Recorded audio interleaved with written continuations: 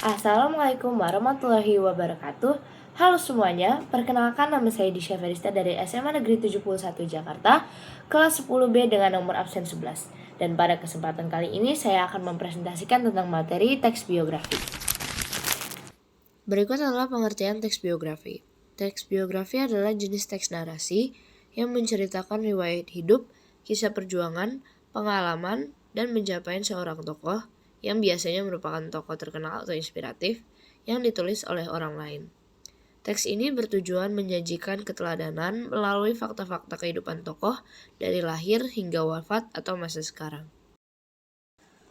Tujuan teks biografi adalah untuk menceritakan kehidupan seseorang, yaitu tokoh terkenal maupun figur sejarah, mulai dari latar belakang keluarga, pendidikan, dan pengalaman hidupnya.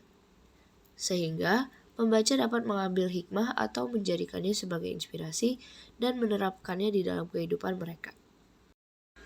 Manfaat teks biografi yang pertama adalah lebih mengenal tokoh-tokoh terkenal atau berpengaruh melalui riwayat hidupnya. Yang kedua, dapat melihat sisi perjuangan hidup seseorang hingga mencapai kesuksesan. Ketiga, memotivasi diri sendiri untuk bisa sukses dan pantang menyerah seperti kisah sang tokoh. Dan yang terakhir, menjadi inspirasi dalam bekerja keras untuk mencapai hasil yang diinginkan. Terdapat 3 struktur dari teks biografi. Yang pertama adalah orientasi. Orientasi merupakan struktur bagian awal dari teks biografi. Bagian ini mencangkup perkenalan tokoh dan latar belakang kisah atau peristiwa yang akan diberitakan pada bagian selanjutnya. Struktur yang kedua yaitu kejadian atau peristiwa penting. Pada bagian ini diceritakan tentang rangkaian peristiwa, yaitu kejadian-kejadian utama yang dialami tokoh. Bagian ini disusun secara kronologis sesuai urutan waktu. Terkadang, penulis juga menyertakan beberapa komentar pada bagian-bagian tertentu dalam kronologi peristiwa. Struktur yang terakhir adalah reorientasi. Bagian ini berisi komentar atau pernyataan simpulan mengenai rangkaian peristiwa yang telah diceritakan sebelumnya. Reorientasi berperan sebagai penutup pada teks biografi dan bersifat opsional. Bagian ini memudahkan pembaca dalam memahami peristiwa yang telah diceritakan dan memahami alasan tokoh tersebut patut dijadikan teladan bagi banyak orang. Unsur-unsur yang terdapat dalam teks biografi adalah yang pertama cerita latar belakang keluarga tokoh. Yang kedua, cerita latar belakang pendidikan tokoh. 3. Masalah atau kesulitan yang dialami tokoh dan cara menghadapinya. 4. Keistimewaan tokoh. Dan yang terakhir adalah keteladanan tokoh.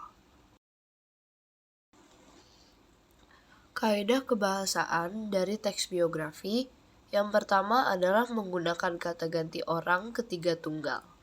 Contohnya, ia, dia, beliau, dan akhirannya. Kata ganti ini biasanya dipakai secara bervariasi untuk penyebutan nama atau panggilan tokoh. Yang kedua adalah menggunakan kata ganti petunjuk yang dipakai untuk menggantikan hal yang telah disampaikan sebelumnya. Kata ganti petunjuk ditandai dengan kata ini dan itu. Yang ketiga adalah menggunakan penanda waktu berupa konjungsi. Contohnya sejak dan ketika. Yang keempat, menggunakan kata depan yang menunjukkan keterangan waktu, seperti pada. Dan yang terakhir, menggunakan penanda waktu berupa nomina, contohnya nantinya atau kelak. Terdapat 4 jenis dari teks biografi. Yang pertama adalah teks biografi berdasarkan sisi penulisannya. Pada jenis ini, teks biografi terbagi menjadi yang pertama, authorized biography, yang merupakan jenis biografi yang dibuat berdasarkan sepengetahuan atau seizin tokoh. Selain itu, ada unauthorized biography, yang merupakan jenis biografi yang menceritakan kisah dan tokoh yang sudah meninggal. Jadi, penulis dapat menceritakannya tanpa seizin tokoh yang bersangkutan. Yang kedua adalah teks biografi berdasarkan isi. Yang pertama, biografi perjalanan karir, yaitu jenis biografi yang menceritakan perjalanan karir seorang, mencangkup proses yang dilalui tokoh tersebut dalam mencapai kesuksesan. Selain itu juga ada biografi perjalanan hidup, yaitu jenis biografi yang menceritakan perjalanan hidup seseorang. Jenis ketiga adalah teks biografi berdasarkan penerbit. Yang pertama adalah buku sendiri, yakni jenis biografi yang dijadikan buku oleh penerbitnya. Dalam hal ini, biaya produksi pembuatan buku tersebut ditanggung oleh tokoh itu sendiri. Yang kedua adalah buku subsidi, yakni jenis biografi yang biaya produksinya ditanggung oleh sponsor. Jenis yang terakhir adalah teks biografi berdasarkan persoalan yang dibahas. Pada jenis ini, teks biografi dibagi menjadi 3 kategori. Yang pertama adalah biografi politik, yang merupakan jenis teks biografi yang menceritakan tokoh-tokoh politik. Yang kedua, ada biografi intelektual, yang merupakan jenis teks biografi yang gaya penulisannya banyak menggunakan bahasa ilmiah. Dan yang terakhir adalah biografi jurnalistik, yang merupakan jenis teks biografi yang isinya didapat berdasarkan hasil wawancara dengan tokoh yang akan ditulis maupun tokoh yang masih berkaitan dengan bahan pendukung cerita. Berikut ini adalah contoh teks biografi yang berjudul R.A. Kartini. R.A. Kartini lahir di Jepara pada tanggal 21 April 1879. Ia dikenal sebagai tokoh pelopor emansipasi perempuan di Indonesia.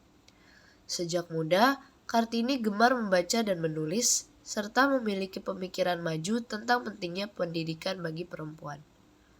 Melalui surat-suratnya yang kemudian dibukukan, gagasannya menyebar luas dan menginspirasi banyak orang. R.A. Kartini wafat pada tahun 1904 dan hingga kini dikenal sebagai pahlawan nasional.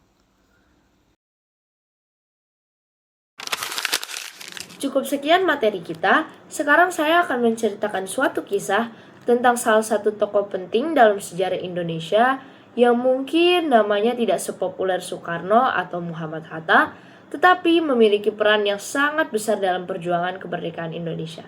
Tokoh tersebut adalah Sultan Syahrir. Nah, mungkin sebagian dari kalian pernah mendengar namanya dalam buku sejarah, tapi belum terlalu mengenal siapa sih sebenarnya Sultan Syahrir itu dan apa saja perjuangannya bagi bangsa Indonesia. Padahal beliau adalah salah satu tokoh yang sangat cerdas dan berpengaruh dalam perjalanan bahasa Indonesia. Sultan Syahrir lahir pada tanggal 5 Mei 1909 di Padang Pajang, Sumatera Barat. Beliau berasal dari keluarga yang cukup terbelajar. Sejak kecil, Syahrir dikenal sebagai anak yang pintar, rajin membaca, dan memiliki rasa ingin tahu yang tinggi. Ia sangat menyukai buku dan sering mempelajari berbagai hal, terutama tentang politik dan keadaan dunia pada saat itu. Ketika beranjak remaja, Syahrir melanjutkan pendidikannya ke Belanda. Di sana, ia mulai aktif dalam organisasi pelajar Indonesia dan banyak belajar tentang demokrasi, kebebasan, dan perjuangan melawan penjajahan. Pengalaman itu membuat pemikirannya semakin terbuka dan kritis terhadap kolonialisme Belanda di Indonesia. Berbeda dengan beberapa tokoh lain yang lebih menonjol dalam pidato besar atau perlawanan fisik, Sultan Syahrir dikenal sebagai seseorang yang tenang, intelektual, dan lebih mengutamakan strategi diplomasi. Ia percaya bahwa perjuangan kemerdekaan Indonesia juga harus dilakukan melalui pemikiran dan hubungan internasional. Saat masa penjajahan Jepang di Indonesia, Syahrir termasuk salah satu tokoh yang menentang Jepang secara diam-diam. Ia bahkan bergerak di bawah tanah dan mengajak rakyat untuk tidak mudah percaya kepada propaganda Jepang. Menurutnya, Indonesia harus benar-benar merdeka, bukan hanya berpindah dari satu penjajahan ke penjajahan lainnya. Karena pemikirannya yang kritis dan aktivitas politiknya, Sultan Syahrir beberapa kali mengalami penangkapan dan pengasingan. Namun semua itu tidak membuatnya menyerah. Ia tetap berjuang demi cita-cita kemerdekaan Indonesia. Setelah Indonesia memproklamasikan kemerdekaannya pada tahun 1945, situasi negara masih sangat sulit. Belanda ingin kembali menguasai Indonesia, sementara kondisi politik dan keamanan juga belum stabil. Dalam keadaan seperti itu, Sultan Syahrir dipercaya menjadi Perdana Menteri pertama di Indonesia. Saat itu usianya masih sangat muda, sekitar 36 tahun. Sebagai Perdana Menteri, Syahrir memiliki tugas yang sangat berat. Ia harus memperjuangkan pengakuan kemerdekaan Indonesia dari dunia internasional. Beliau sadar bahwa Indonesia tidak bisa hanya mengandalkan perang, tetapi juga harus mampu meyakinkan negara-negara lain bahwa Indonesia benar-benar layak menjadi negara merdeka. Karena itu, Syahrir aktif melakukan diplomasi dengan berbagai pihak internasional. Salah satu momen paling bersejarah adalah ketika perjuangan Indonesia dibawa ke Perserikatan Bangsa-Bangsa atau PBB. Bahkan sampai sekarang masih ada rekaman asli pidato dan dokumentasi Sultan Syahrir dalam forum internasional yang bisa kita lihat di media sosial seperti YouTube. Hal ini menunjukkan bahwa beliau benar-benar tokoh nyata yang berperan dalam sejarah dunia, bukan hanya sekedar nama di buku pelajaran. Banyak orang menganggap Syahrir sebagai tokoh yang modern dan berpikiran jauh ke depan. Ia sangat mendukung demokrasi, pendidikan, dan kebebasan berpikir. Menurutnya, rakyat Indonesia harus menjadi masyarakat yang cerdas dan mampu berpikir kritis agar negara bisa berkembang. Selain dikenal cerdas, Sultan Syahrir juga dikenal sederhana dan rendah hati. Ia tidak terlalu suka mencari popularitas atau kekuasaan. Fokus utamanya adalah bagaimana Indonesia bisa menjadi negara yang merdeka, adil, dan dihormati oleh bangsa lain. Namun, perjalanan hidup Syahrir tidak selalu mudah. Setelah beberapa tahun berjuang di dunia politik, ia sempat mengalami konflik politik dan akhirnya ditangkap pada masa pemerintahan Presiden Soekarno. Kondisi kesehatannya pun semakin menurun. Pada akhirnya Sultan Syahrir meninggal dunia pada tahun 1996 di Zurich, Swiss. Meskipun begitu, jasa-jasanya terhadap Indonesia tetap dikenang hingga sekarang.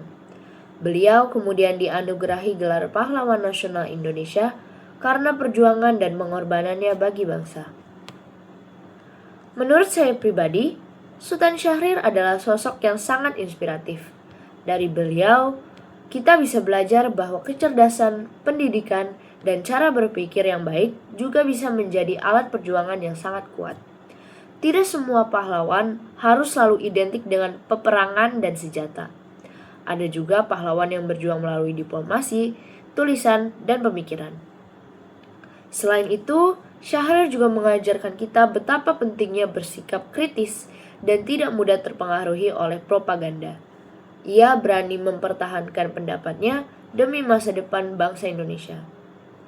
Menurut saya, tokoh seperti Sultan Syahrir penting untuk lebih dikenal generasi muda sekarang. Karena selain berjasa bagi Indonesia, beliau juga menunjukkan bahwa anak muda bisa memiliki pengaruh besar terhadap masa depan negara jika mau berpikir luas. Nah, itu saja biografi saya mengenai Sultan Syahrir. Semoga setelah menonton vlog ini kalian jadi lebih mengenal tokoh-tokoh penting Indonesia yang mungkin belum terlalu terkenal zaman sekarang.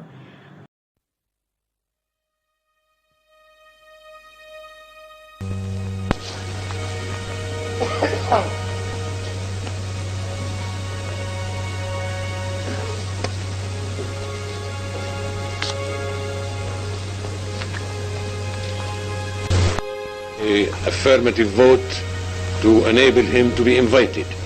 Then he repeated his request with a good document which is circulated under the But they also led to the fall of my country from its ancient proud place to that of a weak, dejected colony.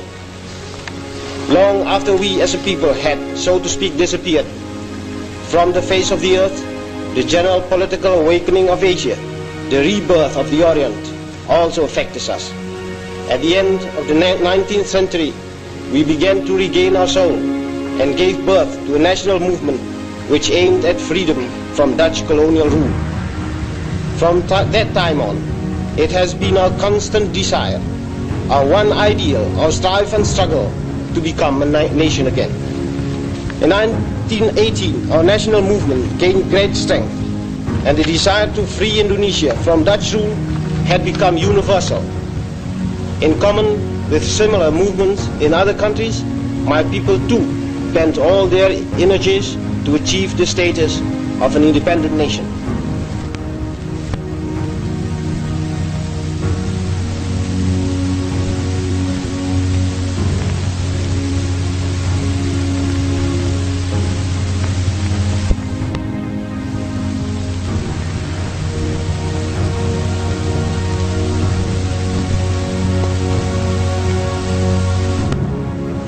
Now that the Security Council has already called upon both parties to cease hostilities forthwith, and now that both parties have accepted the order of the Security Council, there has been an increase in the hopes of the Republic for a peaceful solution. So long, however, as Dutch troops remain in Republican territory, there remains the threat to the very existence of the Republic, and therefore also to lasting peace. The Republic of Indonesia asks therefore that the Security Council of the United Nations order the complete withdrawal of Dutch troops from all Republican territories. In this, I ask you, gentlemen, whom now do you want to help? These people or the decent citizens, those whom we are supporting? Already, your action, though impelled by generous sentiment, has given new hope, boldness, and energy to the bad, and despondency to the vast majority. What? Have I exaggerated, Mr. President? No more in this respect, as you will have seen, than, alas, in any other respect. Nowhere did we meet in the course of our action with people burning with indignation at what we were doing. On the contrary, there was relief, although tempered with fear that the lawless elements might regain control. And they may yet regain control if you, gentlemen, take upon yourselves the dreadful responsibility of supporting this Republican government as now constituted. Think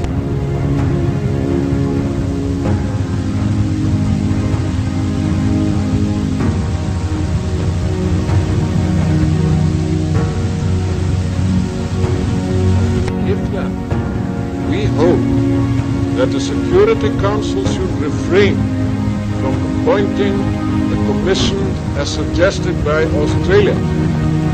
This does not mean, Mr. Chairman, and I want to stress these words, that our attitude in this matter is purely negative. I am authorized to say that the Netherlands government is prepared to propose to the Republic that each, the Republic and the Netherlands, designate one state. These two states, so designated, to be asked to appoint one other state which is considered by them to be completely impartial. This impartial state, if it is willing, would then send a number of its nationals to Indonesia to inquire into the situation, to supervise the ceasefire, and to see what conditions obtain there. The Security Council would further buttress the truce which has been declared, and at the same time enjoy greater freedom of action in deliberating upon the various modes of pacific settlement which have already been suggested to the Council by various members as well as by the parties to the dispute themselves. Sekian presentasi dari saya, semoga video kali ini bisa menambah wawasan kita semua. Akhir kata, saya ucapkan wassalamualaikum warahmatullahi wabarakatuh.